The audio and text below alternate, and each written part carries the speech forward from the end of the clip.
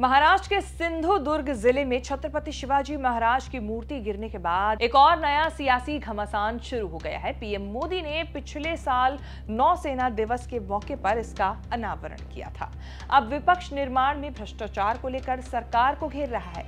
इसी तरह बीते दिनों कई बड़े निर्माण के कार्यों को लेकर सवाल खड़े हुए हैं।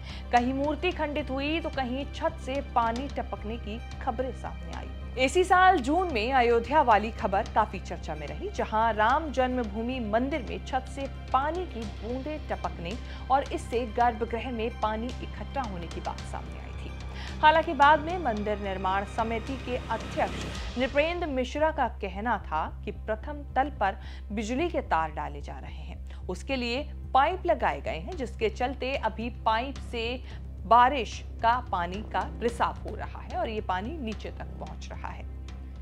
जून 2024 में ही एक और खबर आई कि दिल्ली एयरपोर्ट के टर्मिनल 1 पर छत गिरने से हादसा हो गया। इसे लेकर भी सरकार पर सवाल उठाए गए। रखरखाव में लापरवाही के आरोप लगे।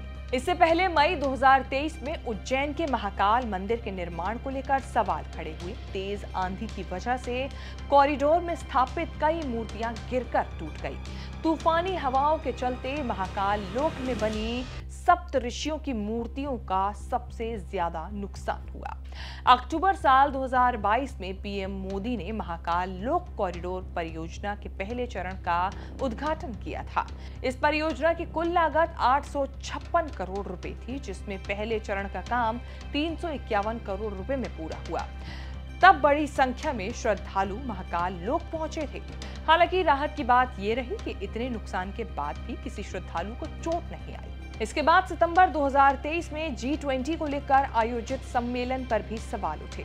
सम्मेलन के लिए बनाए गए भारत मंडपम में पानी भर जाने की तस्वीरें वायरल हुई। इसके बाद विपक्ष ने केंद्र सरकार पर जमकर निशाना साधा।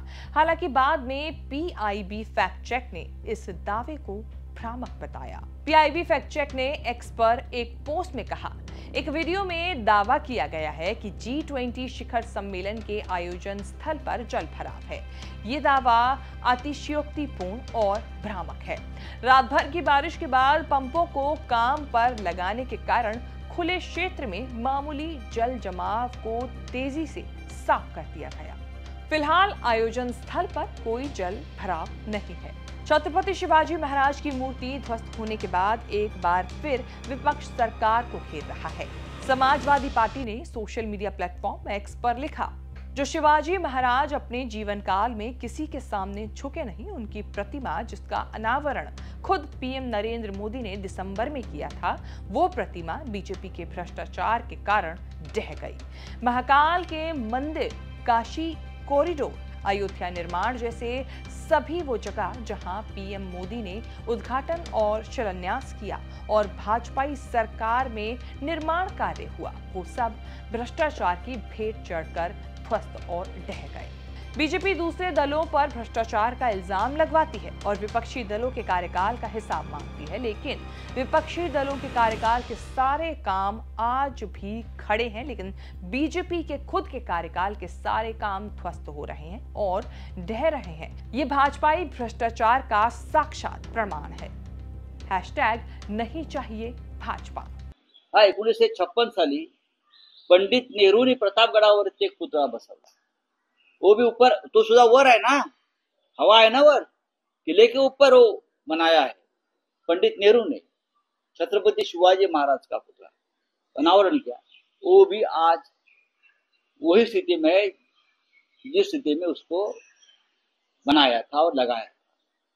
लेकिन 8 महीने में सिंधुदुर्ग किले पर प्रतापगढ़ भी शिवाजी महाराज ने बनाया।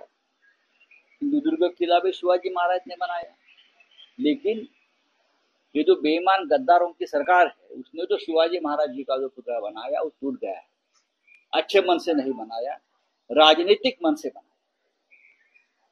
मैं तो सबसे पहले मुख्यमंत्री का इस्तीफा मांगता हूं कि आपने महाराष्ट्र की भावनाओं के साथ खिलवाड़ किया। शिवसेना यूबीटी की राज्यसभा सांसद प्रियंका चतुर्वेदी ने करोड़ों रुपए के भ्रष्टाचार का आरोप लगाया है। प्रियंका चतुर्वेदी ने सोशल मीडिया प्लेटफॉर्म एक्स पर पोस्ट करते हुए लिखा, ठेकेदार कौन था? क्या ये सच है कि काम ठाणे स्थित ठेकेदार को दिया गया था? ठेकेदार के खिलाफ क्या कार्रवाई की जाएगी? ठेकेदार ने खोखे सरकार को कितना खोखा किया?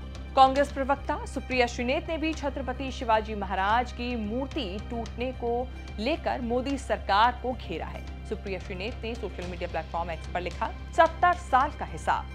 छत्रपति शिवाजी महाराज की मूर्ति का अनावरण पंडित नेहरू ने 30 नवंबर 1957 को प्रतापगढ़ किले पर किया था। 67 साल के बाद भी बुलंद। दूसरी मूर्ति का अनावरण नरेंद्र मोदी ने 4 दिसंबर 2023 को सिंधु दुर्ग में किया था। 9 महीने में ही उसे ध्वस्त देखकर कलेजा फटता है। महाराज चुनाव से ठीक पहले अब इस मामले पर सियासत गर्मा गई है। विपक्ष इसको मुद्दा बना रहा है। चुनावों में इसका कितना असर होगा, ये देखने वाली बात होगी।